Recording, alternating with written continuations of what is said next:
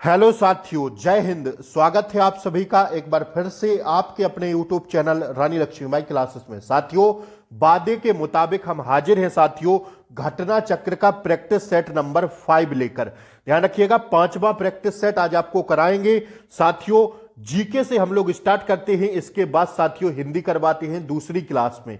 तो साथियों, 4 practice set की लिंक जो मैंने 4 प्रैक्टिस सेट करा दिए हैं, अगर आप लोगों ने नहीं किए हैं तो लिंक इसी क्लास के नीचे डिस्क्रिप्शन में मिल जाएगी, वहां से आप लोग चारों प्रैक्टिस सेट को कर सकते हैं।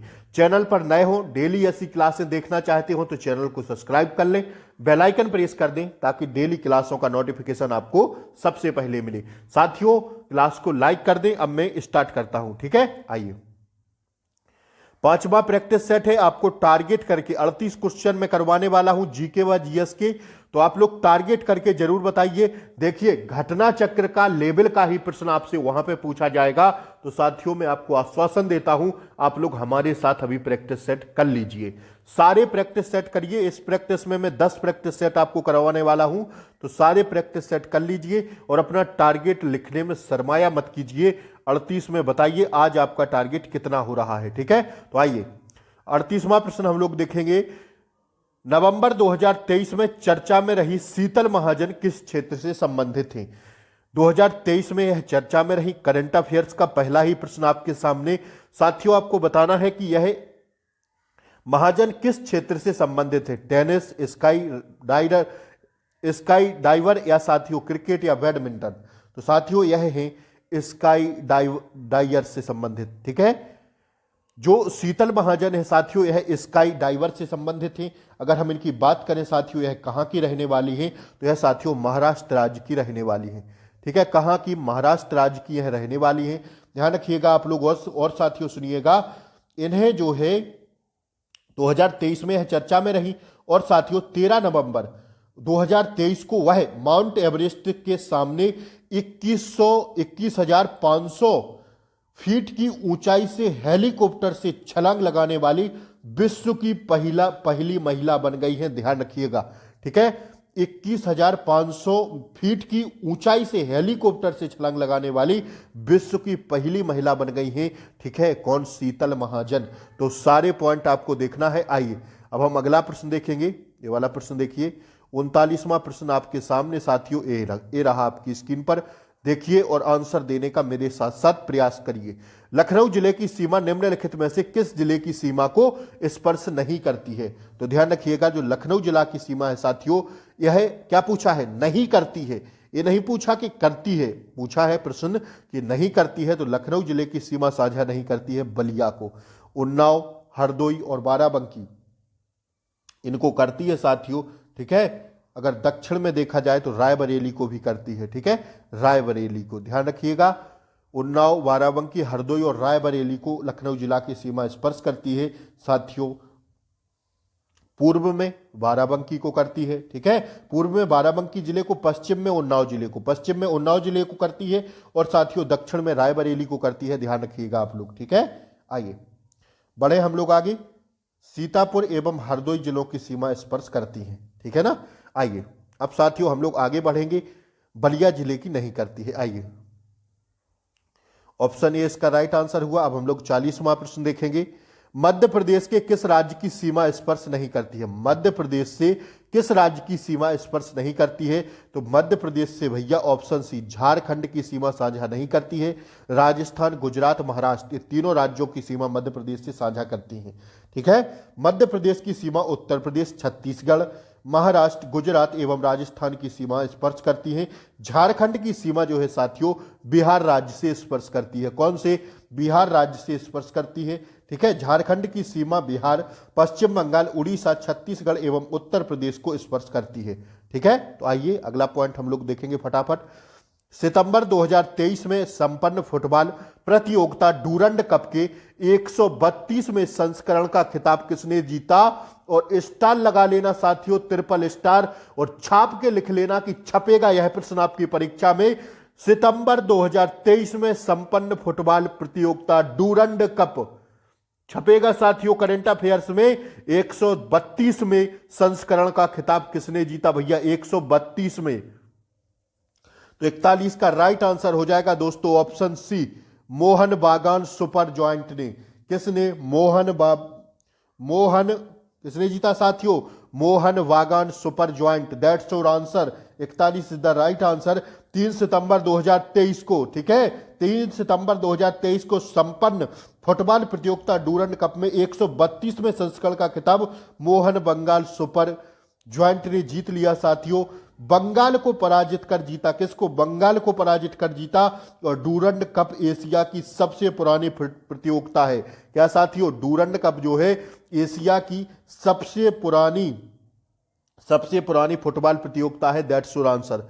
सारे पॉइंट मैंने क्लियर किए। आइए 42वां प्रश्न हम लोग देखेंगे। निम्न में से कौन सा एक खनिज उत्तर प्रदेश में नहीं पाया जाता है? तो साथियों उत्तर प्रदेश में जो खनिज नहीं पाया जाता वह है अभ्रक, ठीक है, अभ्रक इज द राइट आंसर है, ठीक है, अभ्रक। आइए 43वां प्रश्न हम लोग देखेंगे। उत्तर प्रदेश में कौन सा जिला परिषदीय विद्यालयों के स्मार्ट कक्षाओं के संचालन के में देश का पहला जिला बन गया है? उत्तर प्रदेश में कौन सा जिला परिषदीय विद्यालयों में स्मार्ट कक्षाओं के संचालन में प्रदेश का पहला जिला बन गया है? तो साथियों वह जिला है कौन सा? Option B, Bareilly. कौन सा? Bareilly is the right answer, ठीक है। उत्तर प्रदेश, बरेली होगा इसका राइट आंसर, ठीक है। क्या है? Bareilly is the right answer है। आइए उत्तर प्रदेश में नॉलेज पार्क की स्थापना की जा रही है, कहां पर? तो नॉलेज पार्क की स्थापना उत्तर प्रदेश में की जा रही है दोस्तों, ऑप्शन सी, ग्रेटर नोएडा में, ठीक है। आइए मौर्य वंश का अंतिम शासक कौन था? 45 का राइट आंसर हो जाएगा बृहदस्त। कौन था? बृहदस्त, बृहदरथ। कौन था?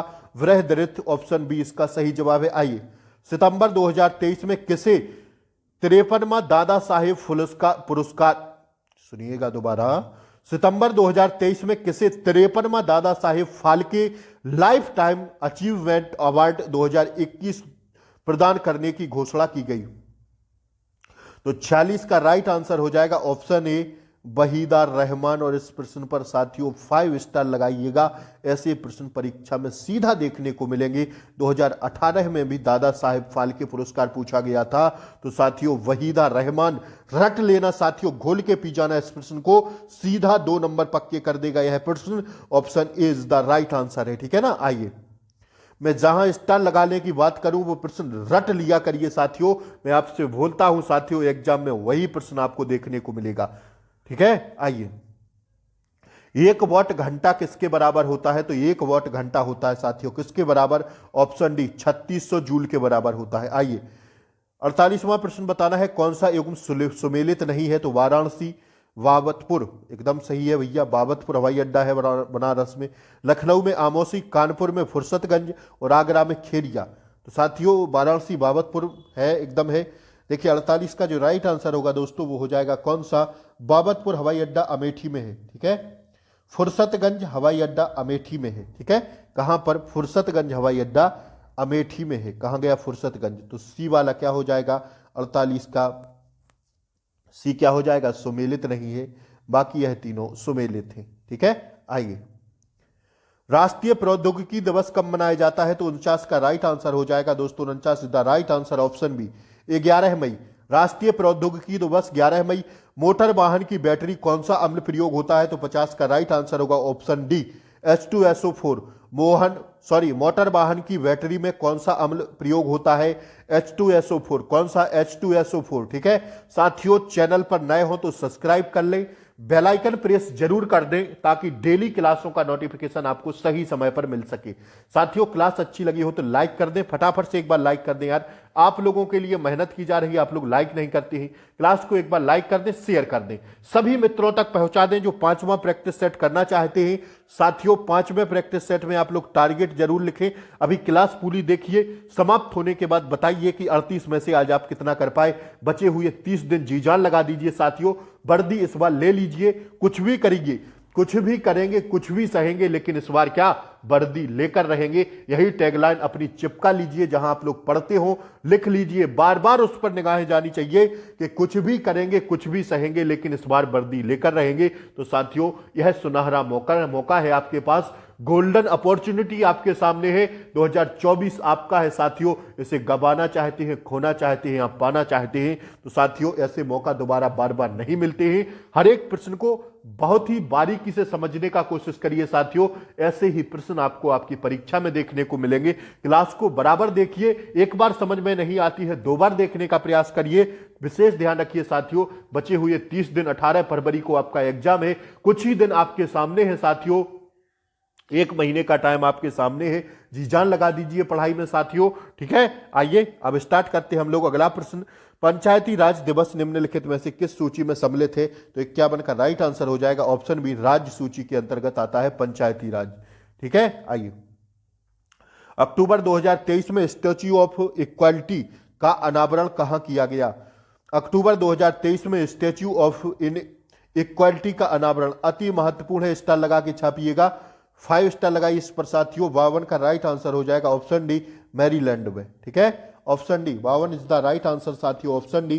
ठीक है, 14 अक्टूबर 2023 को मैरीलैंड अमेरिका में वी.आर. अम्बेडकर की 19 फीट ऊंची प्रतिमा का अनावरण किया गया। इस प्रतिमा को स्टैच्यू ऑफ इक्वालिटी नाम दिया जाता है। यह भारत से बाहर स्थित वी.आर. अम्बेडकर की सबसे ऊंची प्रतिमा है। किसकी प्रतिमा है यह साथियों? Statue of equality doctor Bhimrao Ambedkar की है। ध्यान रखिएगा आप लोग इस प्रश्न को साथियों, अति महत्वपूर्ण, क्योंकि ऐसे प्रश्न हमें परीक्षा में देखने को मिल जाते हैं। आइए 52 के बाद हम लोग 53वां प्रश्न देखेंगे। आइए, भारत में राष्ट्रीय खेल दिवस कब मनाया जाता है? तो आप सब लोग जानते हैं साथियों, कब मनाते हैं खेल दिवस? That's your answer, option C is the correct answer. 29 अगस्त को मनाते हैं। किसके उसमें साथियों जो है खेल दिवस, हॉकी के महान खिलाड़ी मेजर ध्यानचंद की जयंती के दिन मनाया जाता है। That's your answer. ठीक है, आइए, सारनाथ स्थित है कहां पर? तो हम सब लोग जान रहे हैं भैया, सारनाथ उत्तर प्रदेश के वाराणसी जिले में आता है। ऑप्शन बी इसका करेक्ट आंसर हो जाएगा, जहां महात्मा बुद्ध ने अपना प्रथम उपदेश 5 ब्राह्मण शिष्यों को दिया था। ठीक है, बुद्ध ने अपना पहला उपदेश कहां पर? सारनाथ में दिया था, 5 शिष्यों को दिया था। That's your answer. आशा करते हैं आप लोग क्वेश्चंस को समझते हुए चल रहे होंगे। क्लास को लाइक कर दीजिए यार एक बार। मानव शरीर का रक्त बैंक क्या कहलाता है? तो मानव शरीर का रक्त बैंक कहलाता है दोस्तों क्या?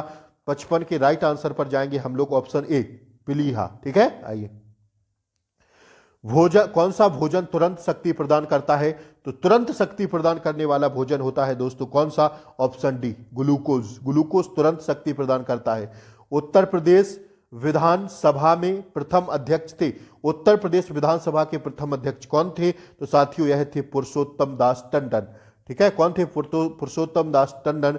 मोडेरा का सूर्य मंदिर कहां स्थित है? मोडेरा का सूर्य मंदिर है साथियों कहां पर? 58 का राइट आंसर हो जाएगा ऑप्शन बी, गुजरात में। ठीक है, निम्नलिखित में से सबसे प्राचीन वाद्य यंत्र कौन सा है? तो 59 का राइट आंसर हो जाएगा दोस्तों कौन सा? ऑप्शन बी, बीड़ा। ठीक है, बीड़ा जो सरस्वती माता बजाती थी। आइए, भारत के समस्त राज्यों के में क्षेत्रानुसार उत्तर प्रदेश का स्थान किस राज्य पर है? किस स्थान पर है? सॉरी,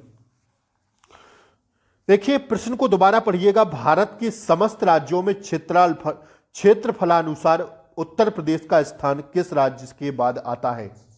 तो साथियों ध्यान रखिएगा, सबसे पहले पर आता है राजस्थान, दूसरे नंबर पर आता है मध्य प्रदेश, क्षेत्रफल की दृष्टि से बता रहे हैं मध्य प्रदेश, इसके बाद आता है महाराष्ट्र और इसके बाद आता है उत्तर प्रदेश, तो चौथे नंबर पर आता है। तो साथियों किसके बाद आता है? तो महाराष्ट्र के बाद आता है, मतलब option B is the correct answer हो जाएगा। 60 is the option B is the correct answer. आइए, अंतर्राष्ट्रीय न्यायालय का मुख्यालय स्थित है कहां पर? अंतर्राष्ट्रीय न्यायालय का मुख्यालय स्थित है साथियों, 61 का राइट आंसर होगा, संयुक्त राष्ट्र घोषणा के अंतर्गत अंतर्राष्ट्रीय विवादों के शांतिपूर्ण तरीके से सुलझाने के उद्देश्य से एक अंतर्राष्ट्रीय न्यायालय की स्थापना का प्रावधान है, जिसमें महासभा एवं सुरक्षा परिषद द्वारा निर्वाचित 15 सदस्य होते हैं। इन न्यायाधीशों का कार्यकाल साथियों 9 वर्ष का होता है तथा प्रत्येक 3 वर्ष बाद 5 न्यायाधीश सेवानिवृत्त होते हैं। इसका मुख्यालय हेग नीदरलैंड में है। कहां पर? हेग नीदरलैंड में है, तो ऑप्शन डी क्या हो जाएगा? करेक्ट आंसर हो जाएगा। अंतर्राष्ट्रीय न्यायालय का मुख्यालय हेग नीदरलैंड में है और साथियों यह 2018 परीक्षा में पूछा गया था, उत्तर प्रदेश पुलिस की परीक्षा में पूछा गया था, तो जरूर छाप के रखिएगा साथियों। 61 is the right answer, option B. 61 का राइट आंसर होगा कौन सा? Option B. 61 61, हाँ भैया 61, 61 का ऑप्शन डी होगा। सॉरी ऑप्शन डी, हैग नीदरलैंड। ठीक है, आइए गलती हो गई है, माफी चाहेंगे। आइए, राष्ट्रपति द्वारा राष्ट्रीय आपातकाल की घोषणा किए जाने के बाद किस अवधि तक उसका अनुमोदन संसद के प्रत्येक सदन द्वारा हो जाना चाहिए? तो 62 का राइट आंसर होगा दोस्तों आर्टिकल 352 का सब क्लॉज 4 के तहत, राष्ट्रपति द्वारा अनुच्छेद 352 का सब क्लॉज 1 के तहत दी गई आपातकाल स्थिति की घोषणा का अनुमोदन संसद के प्रत्येक सदन द्वारा 1 माह, इसके 1 माह के भीतर हो जानी चाहिए। ठीक है, तो ऑप्शन ए क्या है? राइट आंसर है। आइए देखते हैं अगला प्रश्न। उत्तर प्रदेश के पूर्वांचल एक्सप्रेस वे की लंबाई कितनी है? 63 का राइट आंसर हो जाएगा ऑप्शन सी, 341 किलोमीटर। आइए, यह प्रश्न अति महत्वपूर्ण है दोस्तों। 63वां, भारतीय संविधान की किस अनुच्छेद में यह उल्लेखित किया गया है कि लोकसभा में एक अध्यक्ष और एक उपाध्यक्ष आवश्यक रूप से होने चाहिए? तो 64 का राइट आंसर हो जाएगा ऑप्शन डी, अनुच्छेद 93 में। किसमें? 93 में है कहा गया। 65वां देखिए, उत्तर प्रदेश के किस जिले में देश के प्रथम पुलिस संग्रहालय की स्थापना की गई? तो 65 इज द राइट आंसर साथियों, ऑप्शन सी, गाजियाबाद में। ठीक है, अति महत्वपूर्ण है, पुलिस से संबंधित प्रश्न है। 53 स्टार लगाइए। उत्तर प्रदेश के किस जिले में देश के प्रथम पुलिस संग्रहालय की स्थापना की गई? तो ऑप्शन सी, 65 का राइट आंसर होगा ऑप्शन सी। ठीक है, आइए अगला प्रश्न देखें हम लोग। संगीत शिक्षा प्रदान हेतु उत्तर प्रदेश में स्थापित प्रथम संगीत विश्वविद्यालय कौन सा है? तो प्रथम संगीत विश्वविद्यालय है दोस्तों कौन सा? 66 का राइट आंसर हो जाएगा भातखंडे हिंदुस्तानी संगीत महाविद्यालय लखनऊ। ठीक है, 66 का सी ऑप्शन राइट आंसर है। आइए, वर्गीज कुरियन किससे संबंधित हैं? वर्गीज कुरियन साथियों, यह भी 2018 पुलिस परीक्षा में पूछा गया प्रश्न है। वर्गीज कुरियन साथियों संबंधित है किससे? श्वेत क्रांति से। ठीक है, आइए, किस रोग से रक्षा करने के लिए शिशुओं को डीपीटी का टीका लगाया जाता है? 68 is the right answer, option C, रोहिणी, कुकर, खांसी तथा टिटनेस से। ठीक है, आइए देखिए 69वां प्रश्न कह रहा है बांध मिलान करना है, बांध व नदियां। ठीक है, तो मिलान करिएगा। आइए, हीराकुंड बांध किस नदी पर बना है? हीराकुंड बांध बना है साथियों किस नदी पर? महानदी पर। तो पहले का 4 हो जाएगा। ठीक है, पोंग डैम पहले का 4, पोंग डैम कहां बना है? पोंग डैम बना है व्यास नदी पर। दूसरे बी का तीसरा, ठीक है, टिहरी डैम कहां बना है? टिहरी डैम बना है भैया भागीरथी नदी पर। और ये तो भैया फिर रावी नदी ही हो जाएगा। ठीक है, तो इस हिसाब से पहले का चौथा आएगा, इसके बाद कौन सा आएगा? तीसरा आएगा, इसके बाद कौन सा आएगा? दूसरा आएगा। 4 3 2 1 किस ऑप्शन में मिल रहा है भैया हमें? 69 का राइट आंसर देख लीजिए, 4 3 2 1, option C is the right answer. ठीक है, आइए अब देखिए ये भी पहचानना है कौन सा सही नहीं है।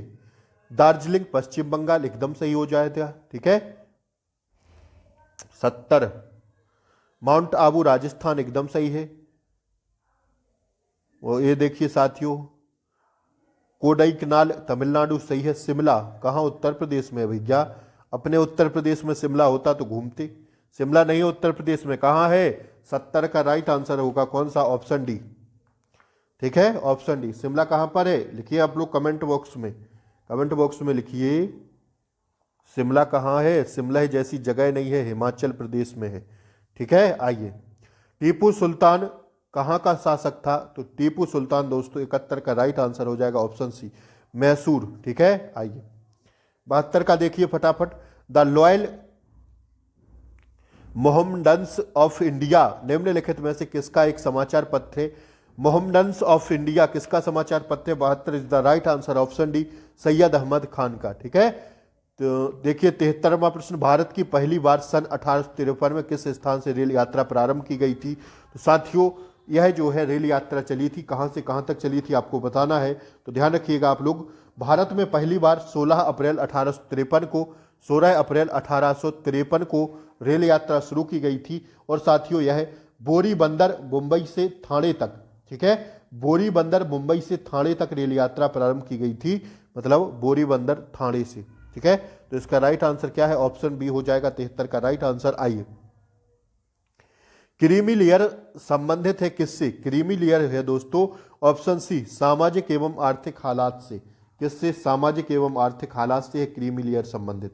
ठीक है साथियों, क्रीमी लेयर या नवोन्नत वर्ग सामाजिक एवं आर्थिक हालात से संबंधित है। यह आरक्षित श्रेणी का वह वर्ग होता है जो साथियों सामाजिक व आर्थिक स्थिति में काफी संपन्न होता है, किसी भी आरक्षण का लाभ लेता रहता है। ठीक है, तो क्रीमी लेयर हम लोग उसे कहते हैं। आइए देखिएगा लास्ट प्रश्न, विश्व बाल श्रम निषेध दिवस मनाया जाता है कब? विश्व बाल श्रम निषेध दिवस मनाते हैं कब? तो साथियों 12 जून को मनाते हैं, ऑप्शन ए हो जाएगा। वर्ष 2002 से अंतर्राष्ट्रीय श्रम संगठन द्वारा इस दिवस को मनाया जाता है। ठीक है, कब से? वर्ष 2002 से। किसके द्वारा? अंतर्राष्ट्रीय श्रम संगठन के द्वारा। तो साथियों आज की क्लास क्या होती है, यहीं पर समाप्त करते हैं। शाम को इस प्रैक्टिस सेट की हिंदी करवाएंगे। तो साथियों आप लोग बताइए 38 में से आपका टारगेट कितना रहा? क्लास अच्छी लगी हो तो लाइक शेयर सब्सक्राइब कर दें। अभी थोड़ी देर बाद साथियों किसकी क्लास आएगी? आज होगा तीसरा प्लस चौथा रीजनिंग का साथियों दो प्रैक्टिस सेट करवाएंगे, तो बने रहिएगा, जरूर क्लासों को देखते रहिए। सारी क्लासों की लिंक इसी क्लास के नीचे डिस्क्रिप्शन में दे देंगे, वहां से देख लीजिएगा। नमस्कार, जय हिंद, वंदे मातरम।